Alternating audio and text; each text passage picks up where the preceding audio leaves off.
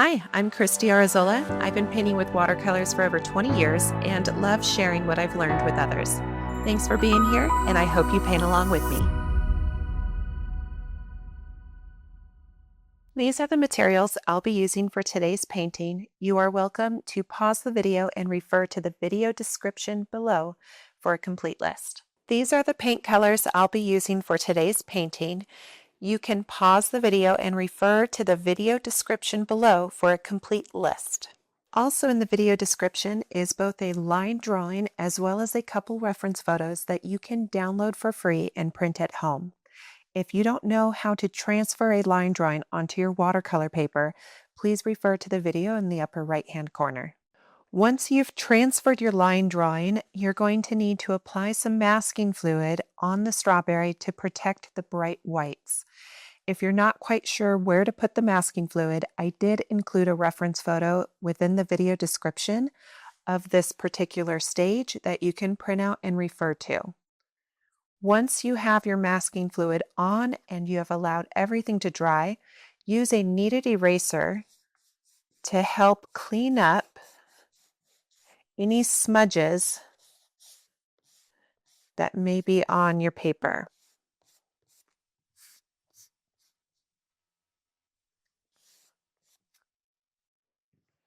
While your masking fluid is drying, we are going to mix up a staining pigment, and I want just a subtle purple.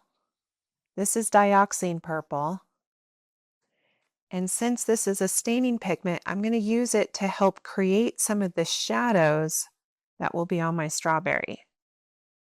Now, the reason why we want a staining pigment is I want to be able to apply this in areas of shadow without concern that the paint after it dries is going to shift when I put moisture on top. So get a nice staining pigment that is some sort of purple. And I'm going to use my small brush.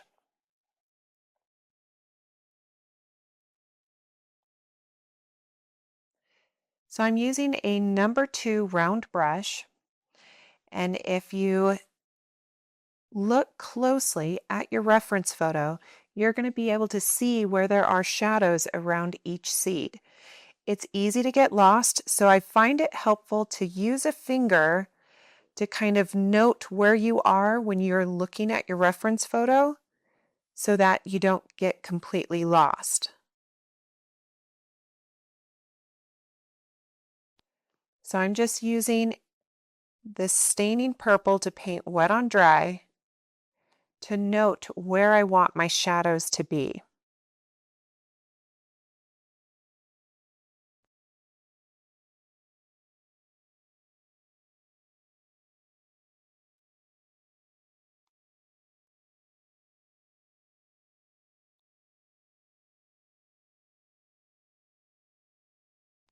And I know right now this doesn't seem to make a lot of sense, but what's going to happen is once this purple dries, we are going to paint using the wet into wet technique, and we are going to do an application of soft red all over the strawberry.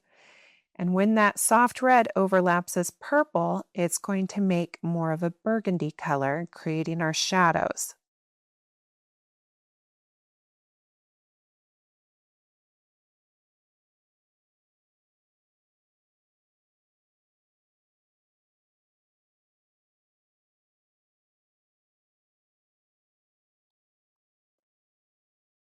And note that not all shadows are the same shape. So really pay attention to your reference photo. Use that to guide you. If the shadow is not quite as dark, just add a little water to your purple so when you lay it in, it's not quite as intense.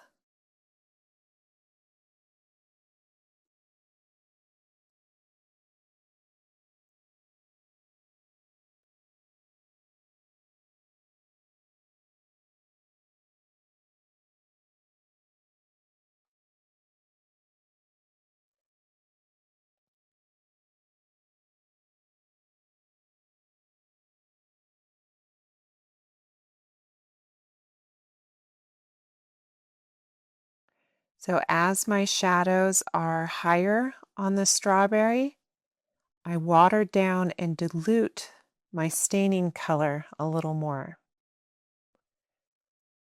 When I'm working on shadows that are lower on my strawberry, they should be darker in color.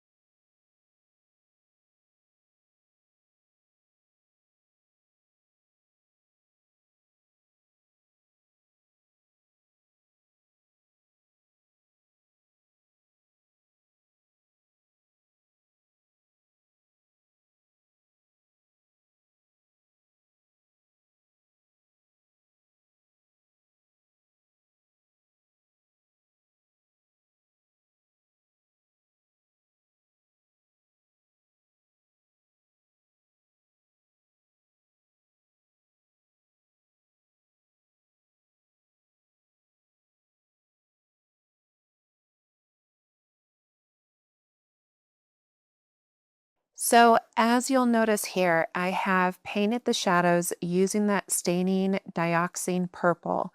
However, the shadows change in shape as they curve around the strawberry. Now, these shadows are not perfect, but I did my best. And I now need to make sure that these colors are 100% dry before I paint red on top.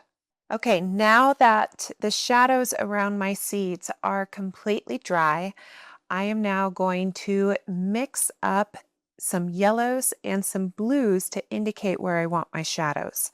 So I'm going to use my number 10 round to move some water over to my palette.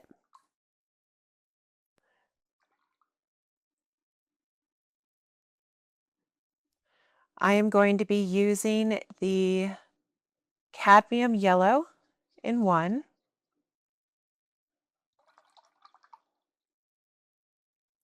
and I'm going to be using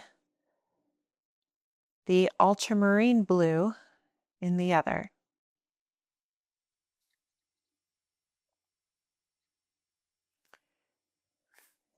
These are the values of my color.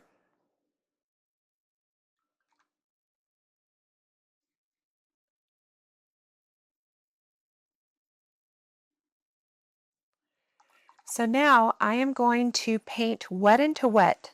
The idea with this yellow and blue is typically closest to my light source, you're going to have more yellows incorporated in your color of the object. And then furthest from the light source, in the shadows, you're going to have more blues incorporated. So I am going to paint wet into wet over top of all these staining colors with a clear color. And because they're staining, they are far less likely to move under the water of your brush. Now, if you find that during this process your paint colors are smearing and moving a lot, that just means that you did not use a staining pigment. So a staining pigment is typically noted on the tube of your watercolor paint or on the manufacturer's color chart, which you can usually download. So for example, these are a Winsor Newton Coatment pigment, and I can go to the Winsor Newton website and download the color chart for their Coatman watercolors, and it will indicate which pigments are considered staining and which pigments are considered non-staining, and it'll be noted on the color chart.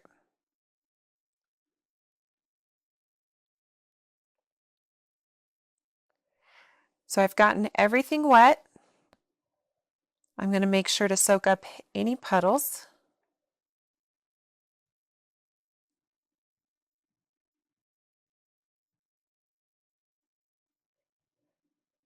Once I have thinned out the water so it's nice and even but without puddling, now I'm going to get some of my yellow to incorporate through the area of the strawberry that will be closest to my light source.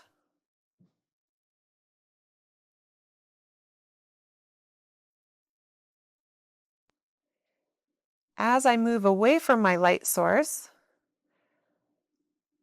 I'm going to rinse my brush, get that yellow and water out of my brush, and I'm going to get that ultramarine blue to indicate where my shadows will be. So I want some shadows under the leaves.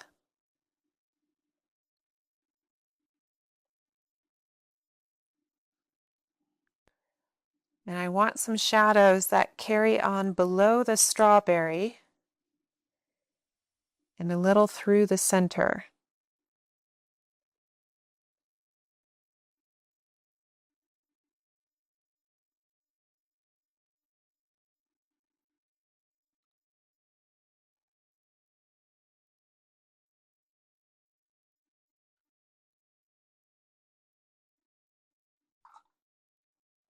If I have any puddling of paint, I can rinse and dry my brush. And I can soak up puddling paint, and with that dry brush I can also control the blending on the wet surface. Now notice I left some areas with just the clean water. And that's because in those areas I don't see a whole lot of yellows or blues. It's more of just a straight red in those areas.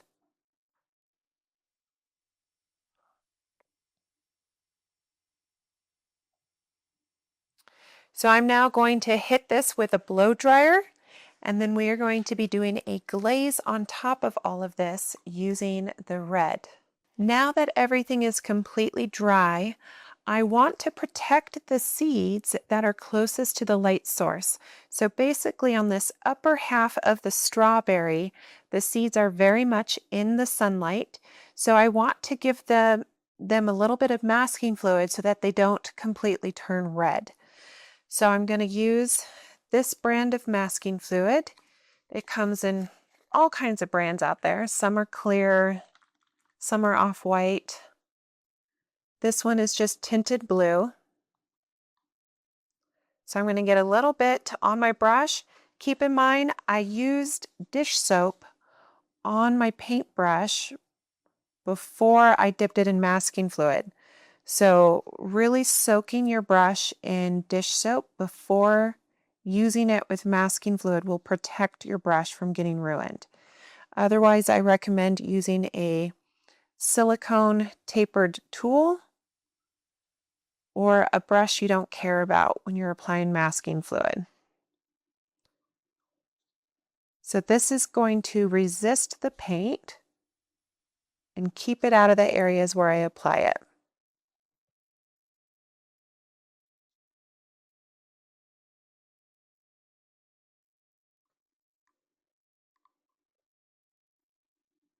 So I've masked quite a few seeds. For the sake of protecting my tools, I'm going to rinse my brush in the soapy dish soap. You can kind of see that here. Making sure my brush is nice and clean again before I continue with my masking fluid so I don't accidentally ruin it.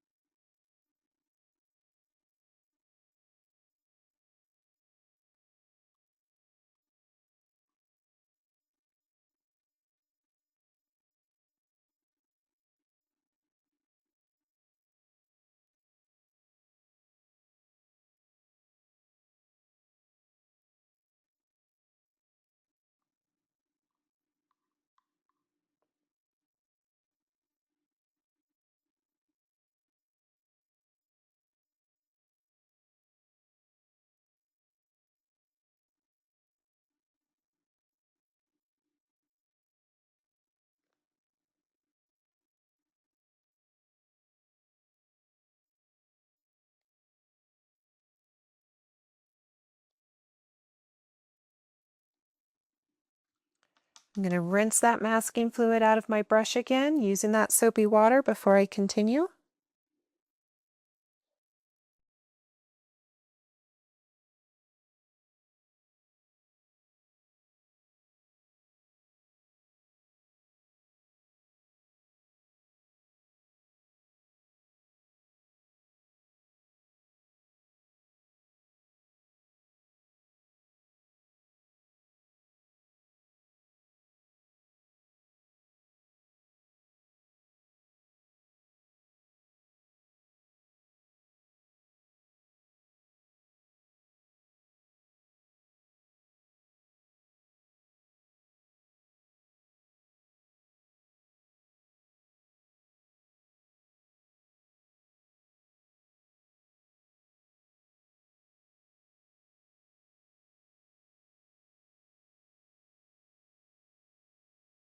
Now that I have masked all of the seeds in the strawberry, I need to make sure the masking fluid is completely dry before I apply my red paint.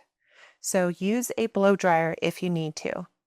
I will be using cadmium red for this strawberry, so I'm getting some water over to my palette And I'm going to grab some vibrant cadmium red. I'm going to test out my color, make sure it's as vibrant as I'd like. Keeping in mind when I layer over top of the blues, it's going to be more of a burgundy. When I lay over top of my yellows, it's going to be more of an orange.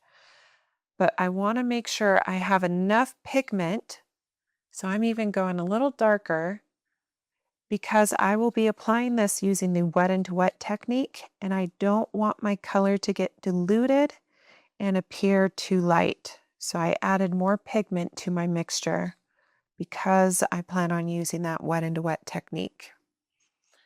So I'm going to rinse all that paint out of my brush completely. And I am going to gently apply clean water over the entire surface of my strawberry.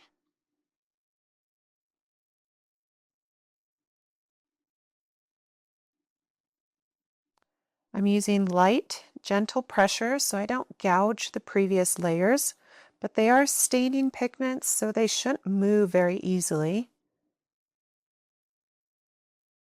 But many students I have found really apply too heavy a pressure when they're using their brush. And I'm just letting the weight of the brush touch the paper. I am not pressing down.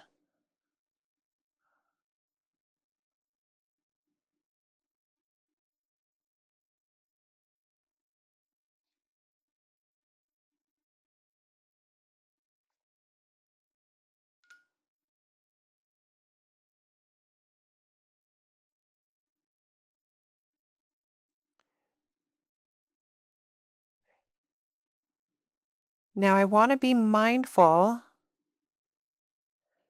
of the reflected color I'm going to get off the table on the underside of this strawberry, so I'm not going to go too dark on the underside towards the end of it. Now that everything is saturated with water, I'm going to make sure to soak up any puddles if there are any, so I don't dilute my paint color. Now I'm going to dip my brush into that vibrant red, and I am going to start by kind of going straight through the curve of the strawberry here. Now, while that's wet, I'm going to rinse my brush, get rid of that excess water using a paper towel or sponge, and I'm going to use this practically dry, clean brush to kind of blend some of that red up into the water, filling the remaining shapes of the strawberry.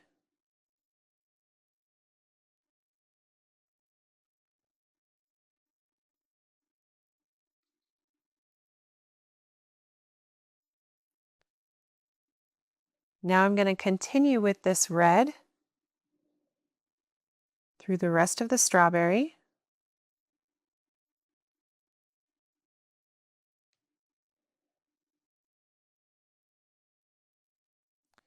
I'm going to stop my red before I get to the bottoms because I want to be aware of that reflected light, so I don't want it to get too dark there.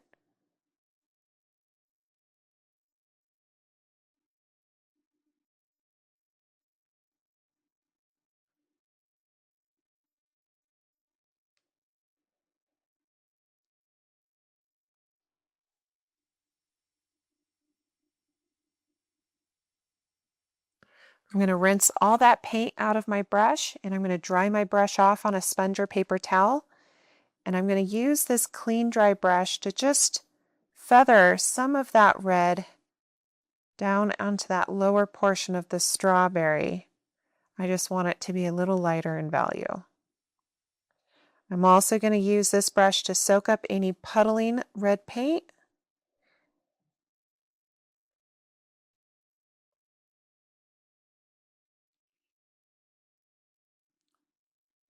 So I'm just letting my dry brush soak up the puddling paint, and then I'm going to hit this with the blow dryer.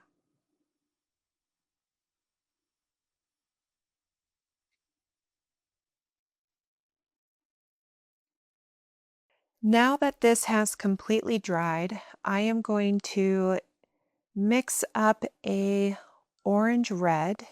So I'm just going to add some of that yellow to my existing red, so it's more on the red-orange side. And with this color, I'm going to glaze around certain seeds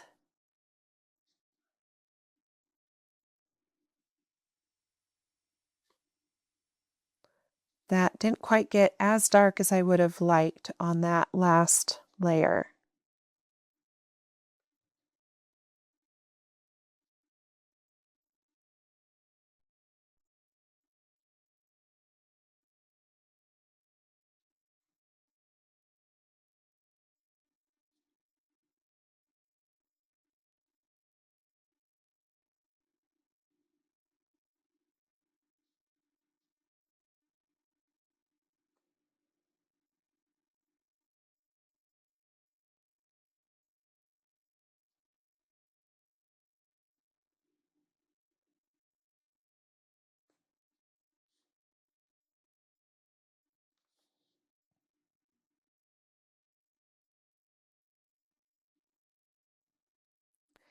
Now, because we use that dark staining pigment, the purple underneath everything, we can easily see where our seeds are supposed to be, which is incredibly helpful because now if I need to go in and adjust some of my shadows to be slightly darker, I at least know where I'm at and I'm not going to be completely lost.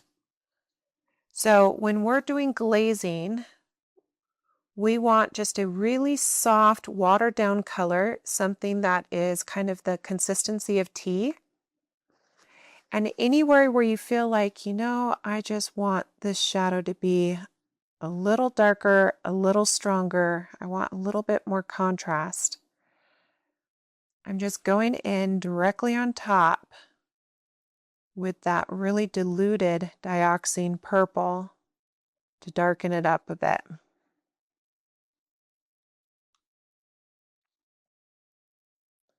You have to be mindful of your brush pressure when you're glazing so you don't completely gouge and lift all of those beautiful layers of color that you've already achieved.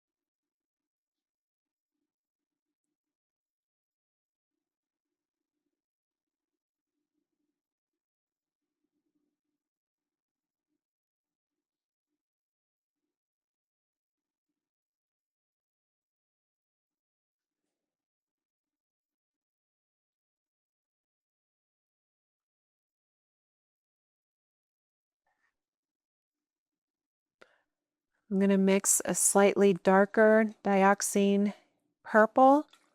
I'm going to be adding some red to it to make more of a dark burgundy color to push some of the shadows for the seeds below.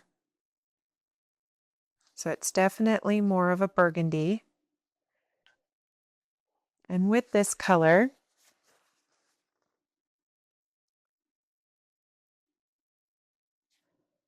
I can kind of darken up and add contrast where some of these underside seeds are.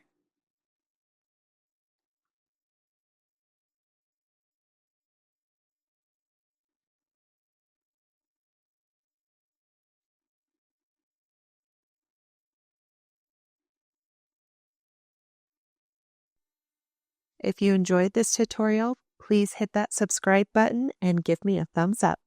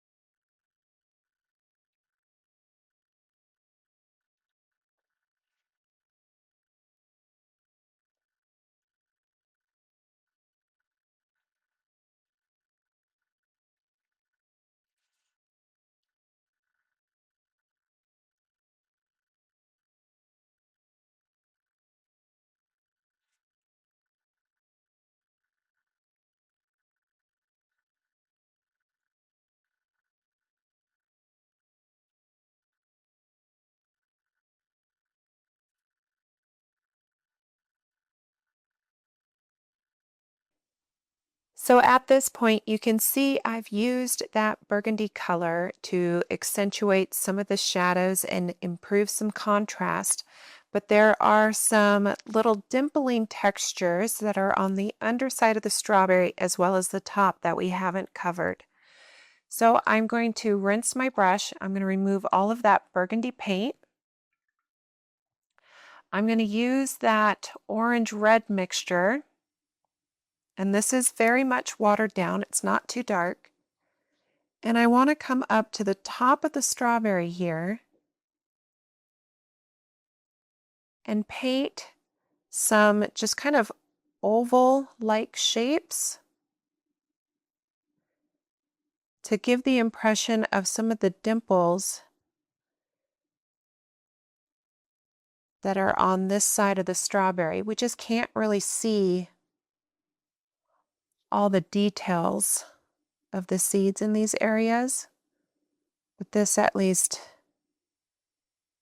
kind of gives a little bit more of a complete look.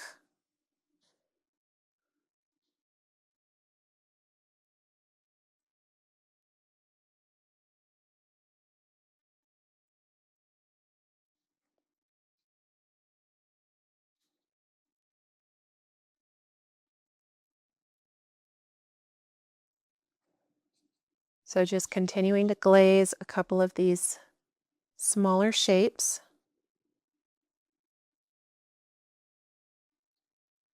It's very easy to get lost on a strawberry, so if you're feeling a little lost in certain areas, you're not the only one.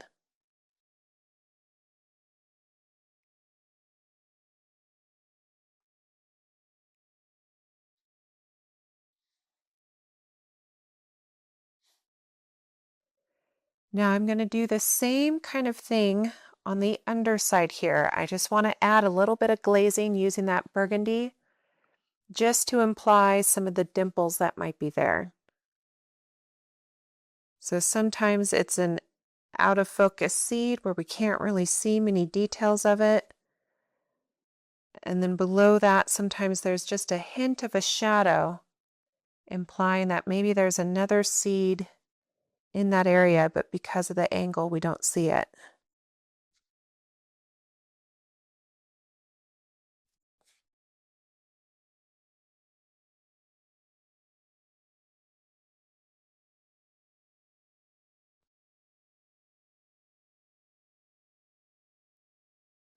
And I'm going to be completely honest with you all. This is the first strawberry I've ever painted. So this has been kind of a learning experience for me, but I've been painting a long time. So essentially, I feel relatively comfortable trying new subjects. But just like any kind of creative medium, you know, there's 10 different ways you could paint a strawberry. This is just one. And I'm sure if I painted it again, I would probably change some things.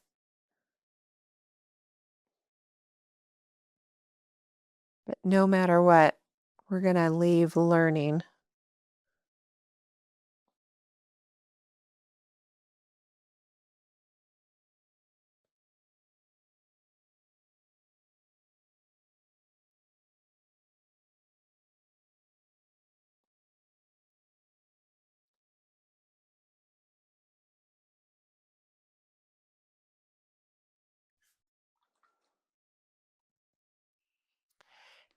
Now I'm going to get some of that cadmium yellow on my brush, and I'm going to start painting seeds. In order to paint the seeds, I need to remove the masking fluid from my entire strawberry. Now keep in mind, this is where we discover whether or not we could have improved our method of how we applied the masking fluid. So I notoriously have a love-hate relationship with it, because sometimes I remove the masking fluid and I think, yay, and other times I remove it and I go, no. So just be patient with yourself. You can always touch things up, but it's when we remove the masking fluid that we finally discover, okay, did I apply it all right, or should I have made some adjustments?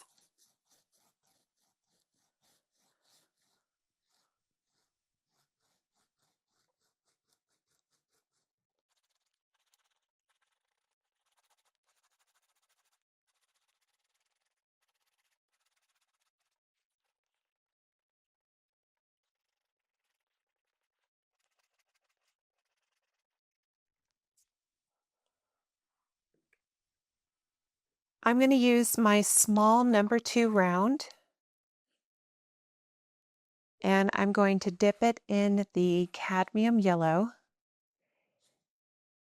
I'm going to add this cadmium yellow to most of the seeds that are on the side where our light source is.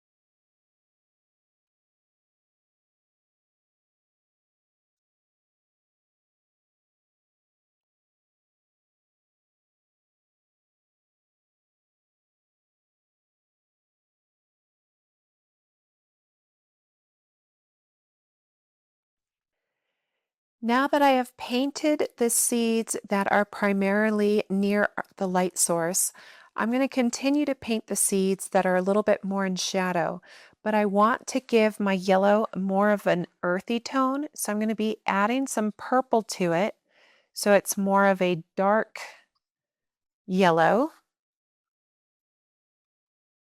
And I'll show you what that looks like here.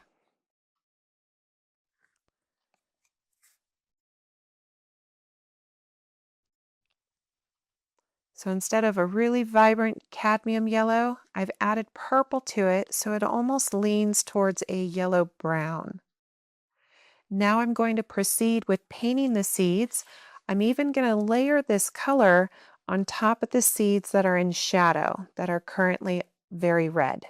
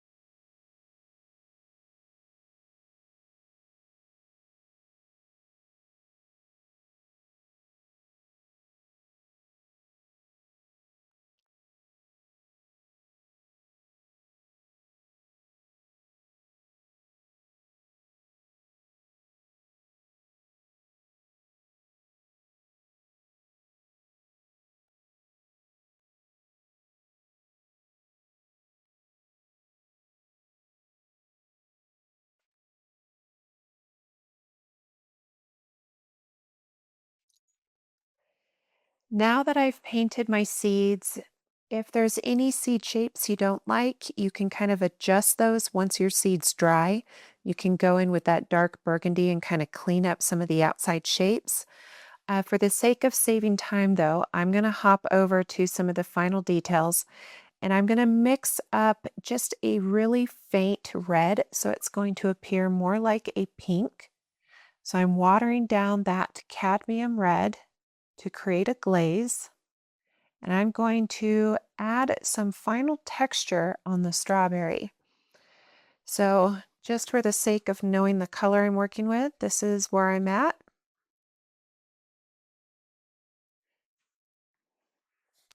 And I want to just create some texture on some of the back highlights where I removed some of my masking fluid. So I'm just coming in and kind of dabbing my brush, dotting my brush, using little dash lines. I'm just trying to get some texture in this highlight.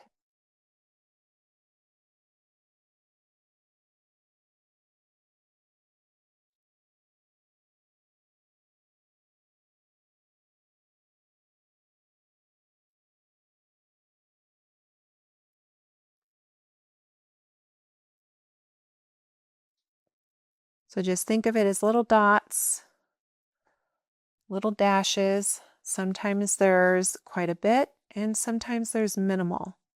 So just take a moment to study your reference photo to figure out, where that texture is heaviest. And be easy on yourself. If this is your first time painting a strawberry, then kudos to you for even wanting to paint a strawberry. They are not the easiest subject.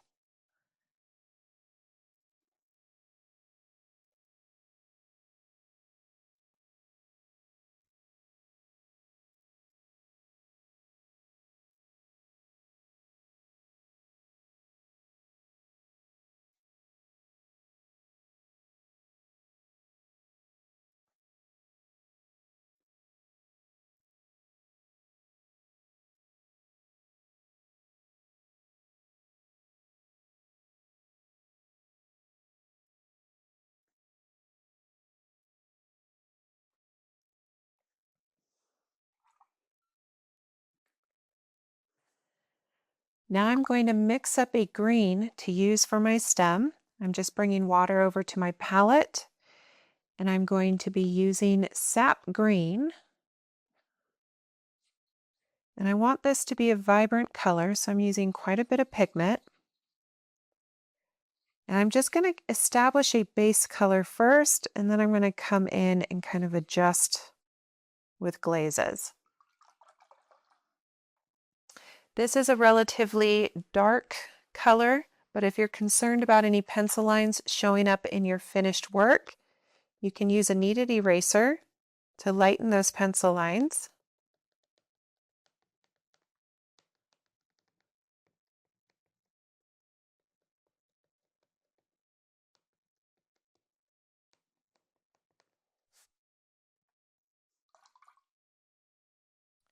I'm going to apply clean water inside all of the leaves as well as the stem. I just want to get kind of a base color to start off with, and then I'm going to go in and do some details.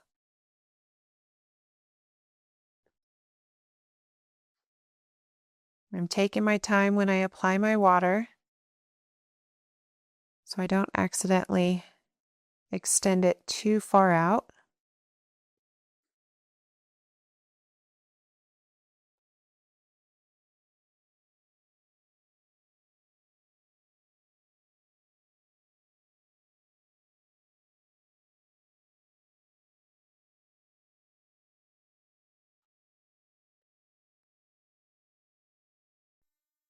If you enjoyed this tutorial, please hit that subscribe button and give me a thumbs up.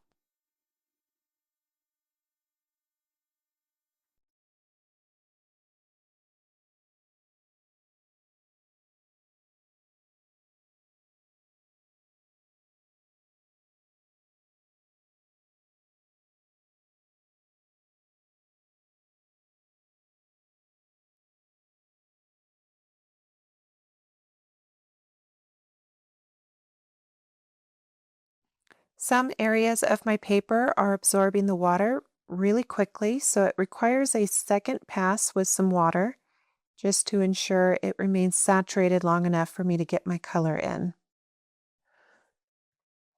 As you can see, I have a nice glossy shine on every leaf and stem, but I don't have any puddling.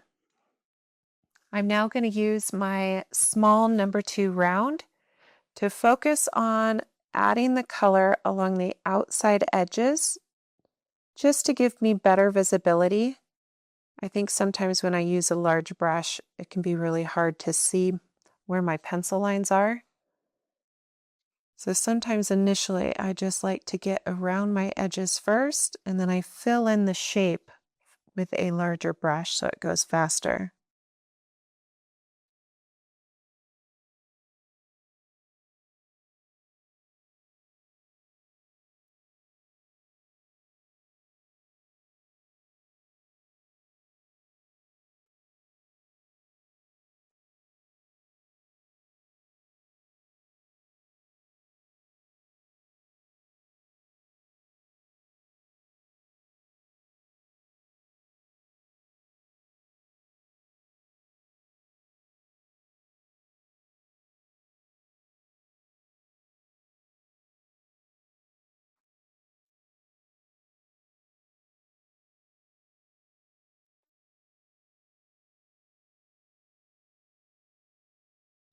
Once I've gotten around the edges of some of my shapes, then I can more casually come in and just fill the remaining parts.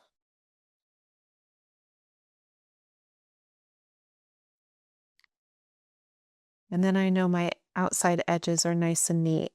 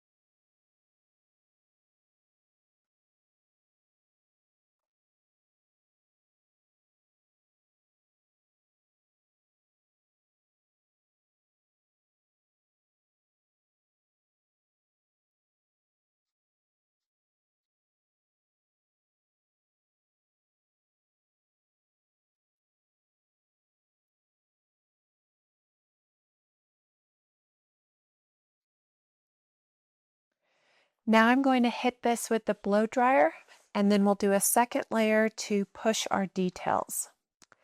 Now I'm going to go ahead and expand on the greens I've mixed up on my paint palette. I'm going to make some room on my paint palette by just using my sponge to kind of soak up some of the existing colors I no longer need. I'm going to use my large number 10 brush, and I'm going to be mixing up 2 additional greens. One is going to include sap green and ultramarine blue for a darker green. The other is going to be mostly yellow with just a small amount of sap green to make a lime green.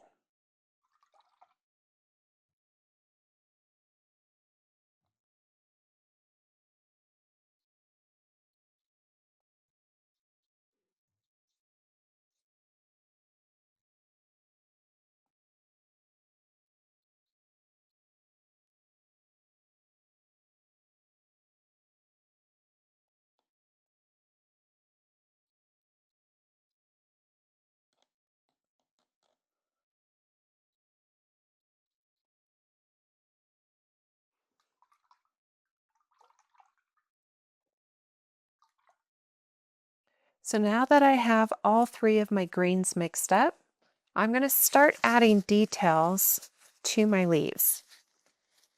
I noticed a couple splatters on the background, so I'm just going to lift those real quick.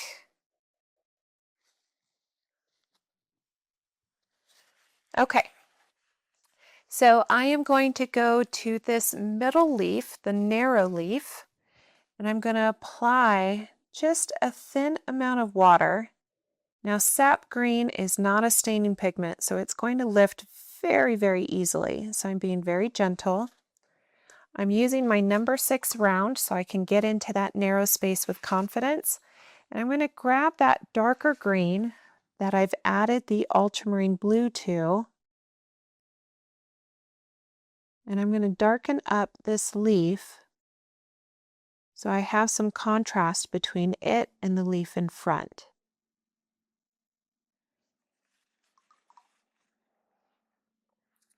I can use a clean, mildly damp brush to kind of push that paint around on the surface to blend things out. But I genuinely kind of enjoy some of the effects that that green has when it enters the water. So I'm not going to blend away all of that fun texture that I just achieved. I'm going to make a choice to leave that because I think it adds interest. I'm now going to go to this forward leaf with my number 6 round in clean water, applying clean water with just feather light texture or feather light pressure so I don't accidentally gouge the color here. I'm going to start with a little bit of that lime green on the end of the leaf.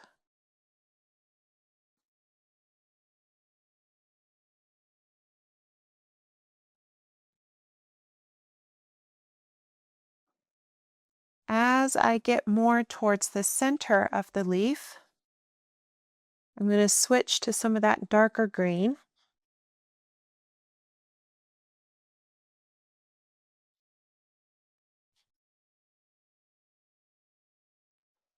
And I can use a mildly damp brush.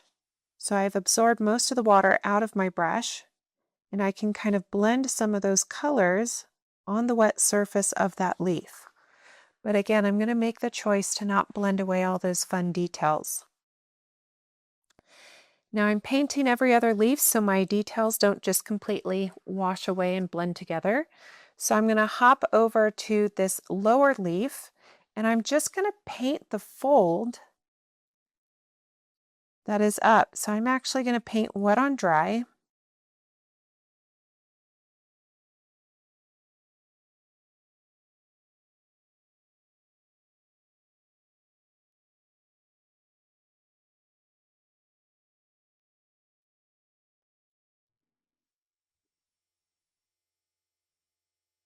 And I just want to darken that forward fold there. And I'm going to allow that leaf to dry. And I'm going to hop over to the stem. And on this stem, I'm going to start with that lime green, painting wet on dry.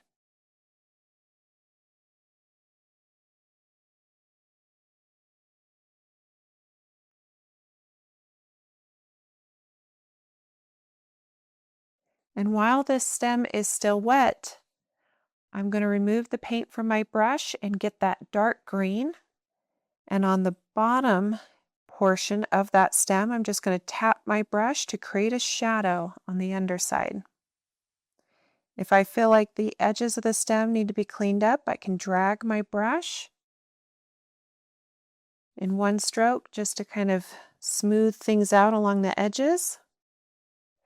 But I don't want any puddling paint, so I need to go in with a dry brush and soak up any puddles so it's easier to control where my paint goes.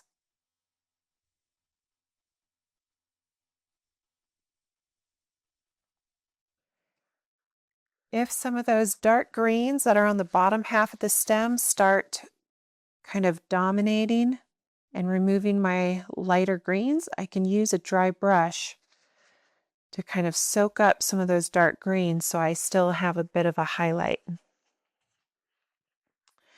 I'm now going to go to this leaf that is towards the bottom, and I'm going to work on that forward fold. So I'm going to use just regular sap green.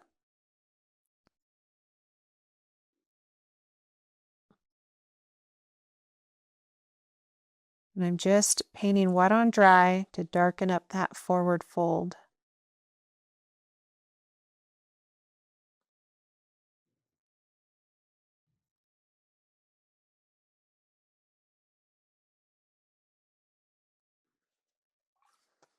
Right now I have a lot of areas of my leaves that are still drying, so I'm going to hit it with the blow dryer so I can proceed to the next step. The leaves that are on the back side of this stem, I want to give just a really soft blue glaze so that it kind of pushes them further back. So I'm going to get some cerulean blue. I'm going to make sure this cerulean blue is watered down so it's that consistency of tea. So just doing a light glaze, and I'm painting wet on dry.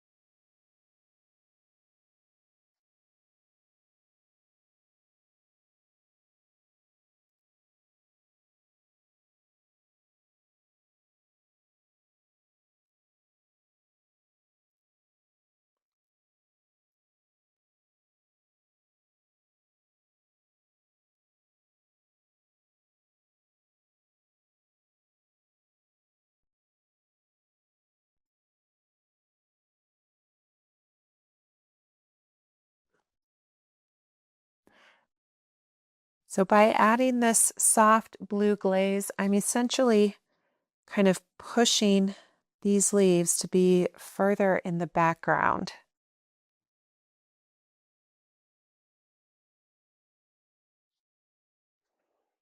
While they're drying, I'm going to hop over to this leaf at the top right. I'm going to be very gentle and apply just a thin amount of water, being feather light with my brush so I don't gouge the previous layers. I'm going to get a little bit of that lime green on my brush for the left-hand edge.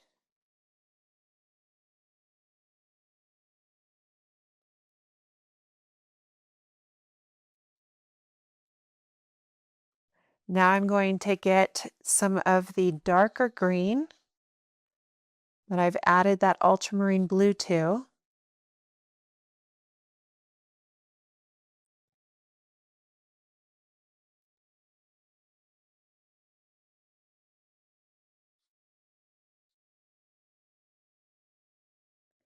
And I applied it to both the very end of the leaf as well as the base. Notice the irregular edge I gave the base of the leaf. That's important.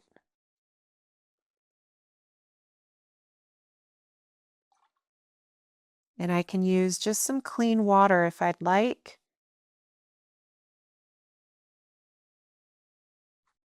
Just to blend some of that color in with the rest of the leaf.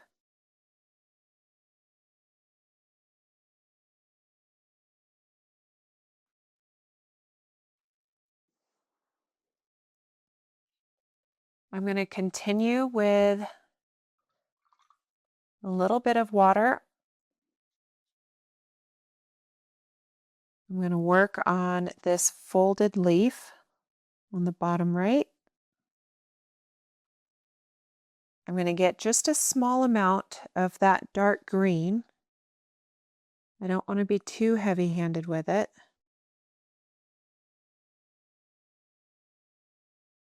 And I'm going to blend that in with some of the water there. But I don't want it to get too dark up against that fold. So I rinsed all the paint out of my brush. And I'm just using a very mildly damp brush to kind of push that water right up to the edge of that fold.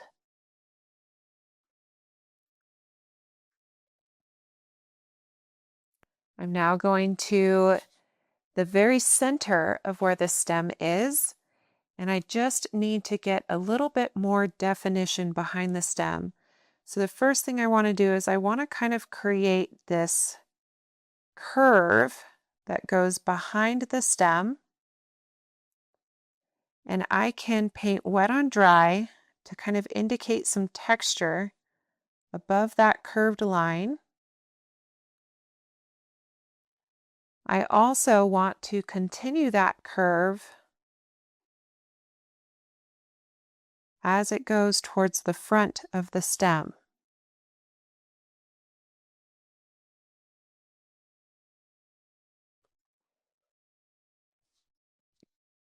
I can use that dark green just to selectively darken up little parts.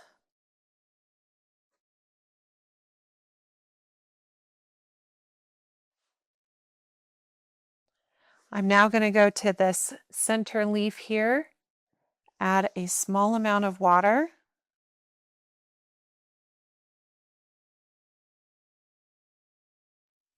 Again, being feather light, I don't want to gouge the previous layers.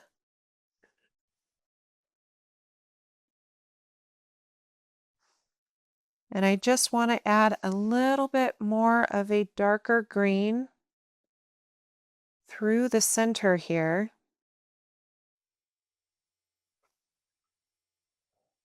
And then I can use a mildly damp brush just to blend that green with the rest of the leaf.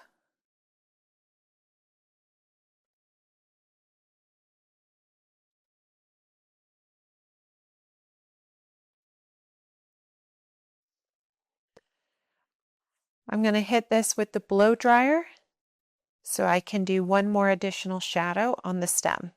I'm using my small number 2 round brush with that dark green to add a shadow just on the very bottom edge of the stem.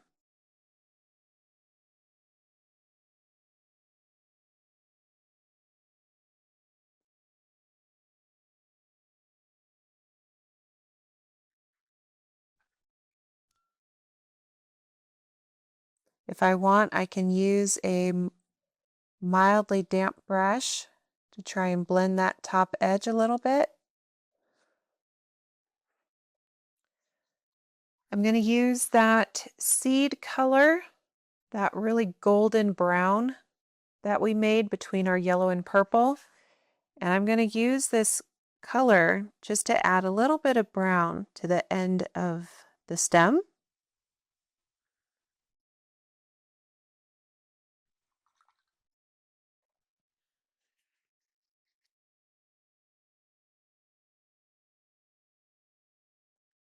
I'm going to dry this completely so I can begin a background. Now I have all kinds of beautiful paint colors on my palette that will make a really nice, striking, blurred background.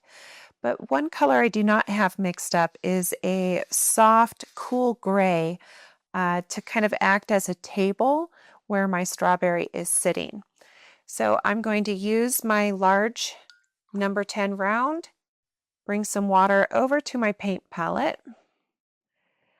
I'm going to get a small amount of Payne's Gray, but I want there to be enough of it to cover the lower half of this background. I can add a little bit of that cerulean blue to the gray.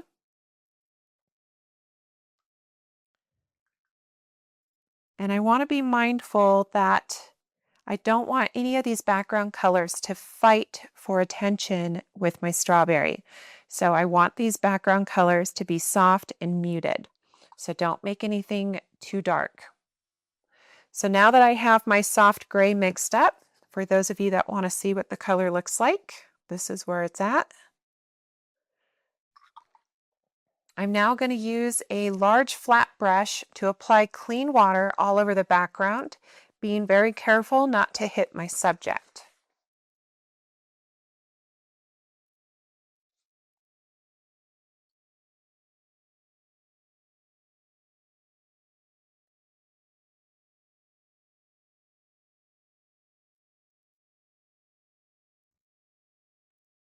Notice how I'm keeping my water a solid 1/4 inch, maybe even a 1/2 inch in some areas away from my subject, because I don't want to accidentally hit it with my brush. So I rather give it a little more space until I have something with color so I can really see where I'm bringing that water.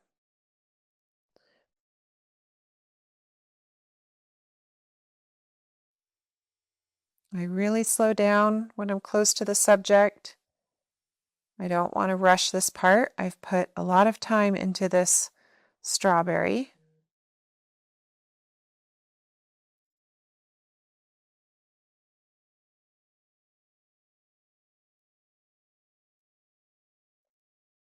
Now that I've at least gone around the outside edge of my strawberry, I'm going to fill in the rest of the background at a faster pace with my water.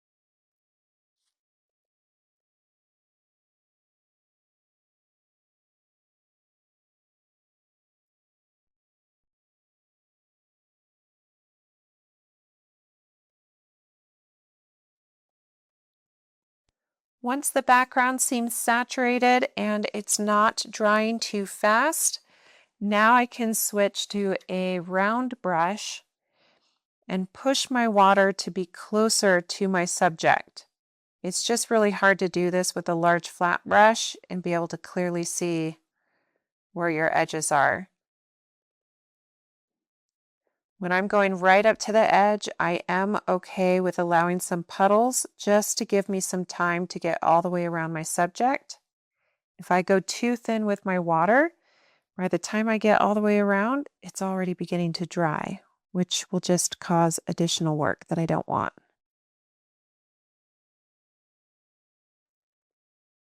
So really watch the sheen of your paper.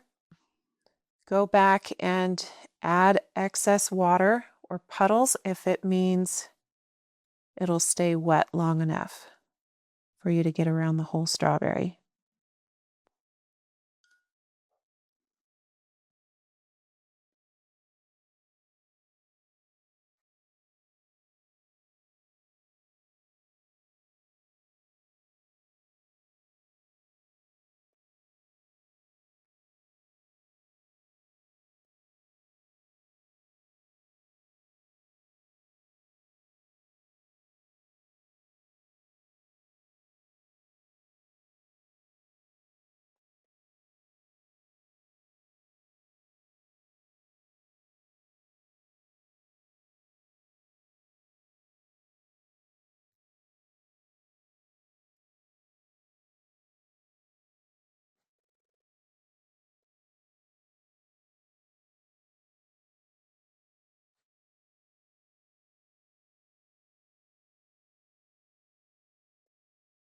Now I am not rotating my painting because of the video recording, but if I was painting on my own, this painting would be rotated on the regular just to make it easier for my hand and brush to reach certain areas without feeling uncomfortable. So take control of your painting and rotate it.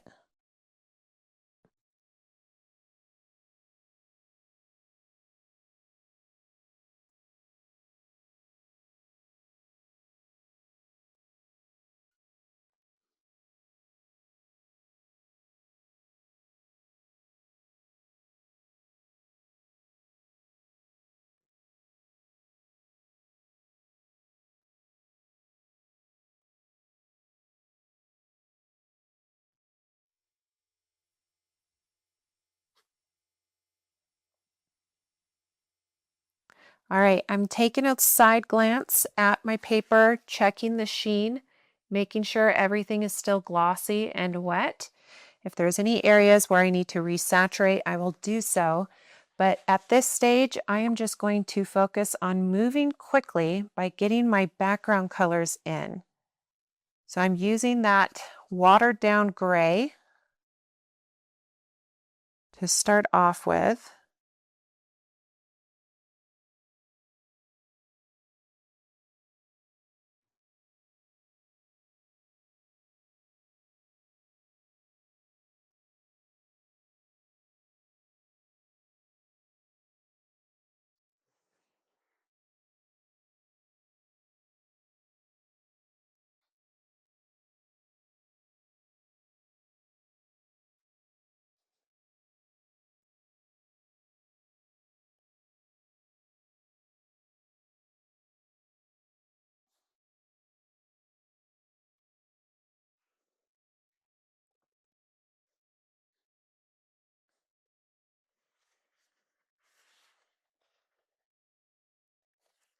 I can use a really small brush to help me get into small, tight crevices.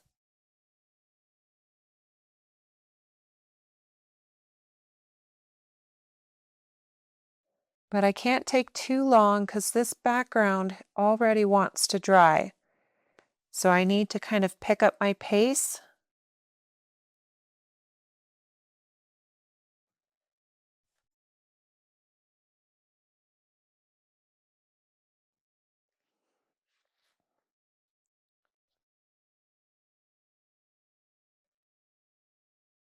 So I want this gray table to essentially go just above where the end of my strawberry is.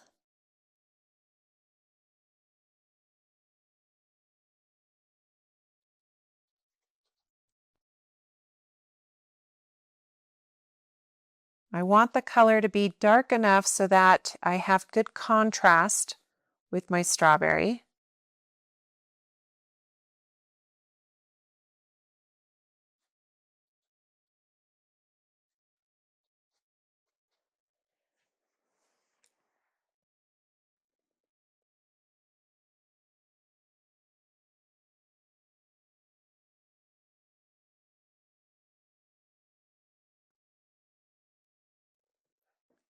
And I want to imagine this line continues on the opposite side.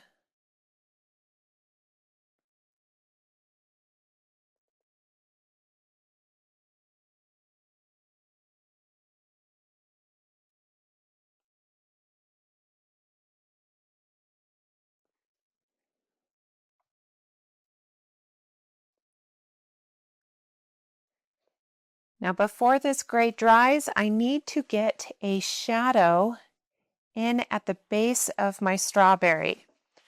So just where that strawberry would be touching, which is going to be the whitest part of the strawberry, I need to get a darker Payne's gray in here to act as a shadow. Notice though how I keep my shadow horizontal. I'm not following the curve of the strawberry.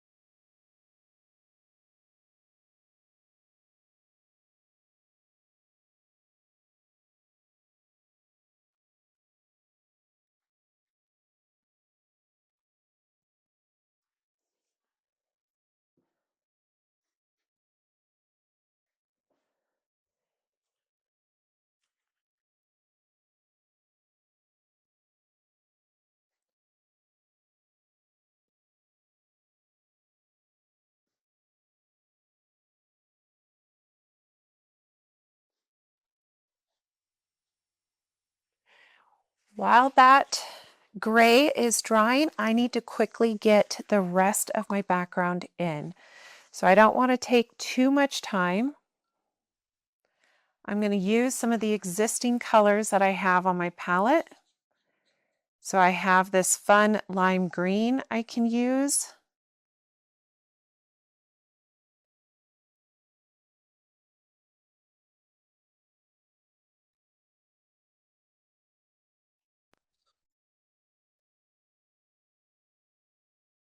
I can use some of my sap green. And I'm just focusing on prioritizing the edges around my subject. If this outer edge starts drying, I'm okay. It's going to add a cool texture, but I want to get around my subject first. That's priority. I'm going to go in with a really soft muted pink. So this is just the watered down cadmium red.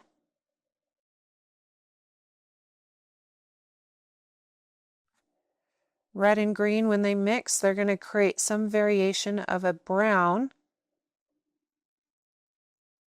So just don't be surprised if that happens. I'm going to continue with some of my green, but remember to keep all of your colors more watered down than your subject so they don't fight for attention.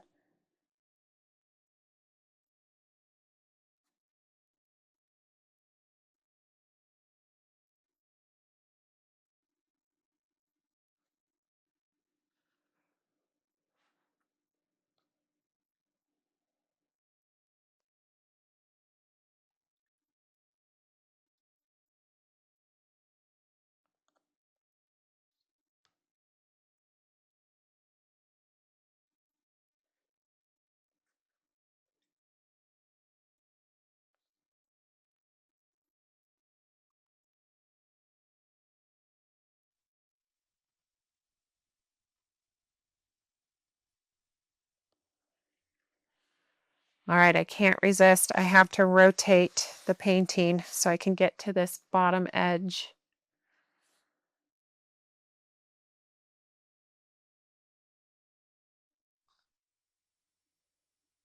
The nice thing about working on quality paper is it will stay damp much longer than the cheap stuff. So if you're finding that your paper is drying really, really fast and it's causing you frustration and stress through the painting process, I want you to question the brand of paper you're using. There are lots of different quality papers out there. A lot of art supply stores will actually sell like little variety packs so you can experiment with different brands and find a paper that works for you and the techniques you're often using.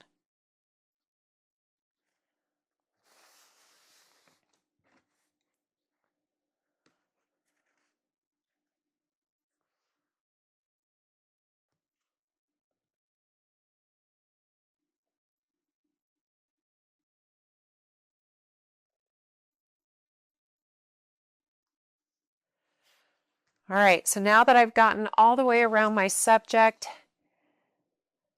I'm not as hesitant to kind of get some fun colors into this background.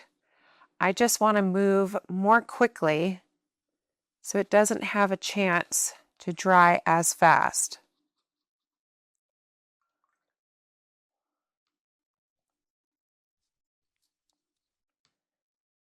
Keep the colors muted.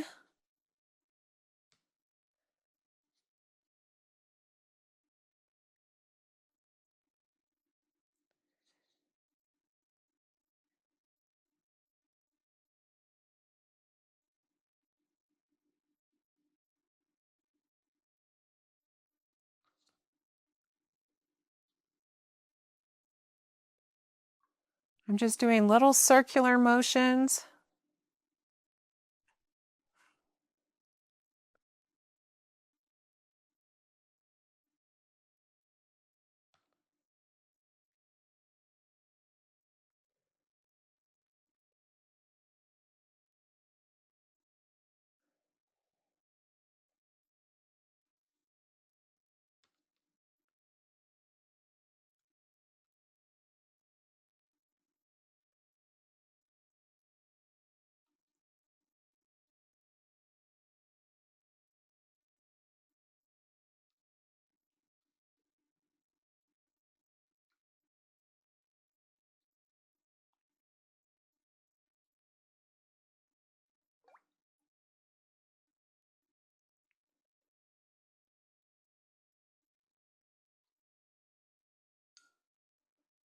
And through the drawing stage of this background, we're going to see all kinds of fun little textures emerging, and I'm not going to fight it. I'm going to let the paints do what they want to do. I've gotten my essential details in, and I'm going to let the background kind of be more playful.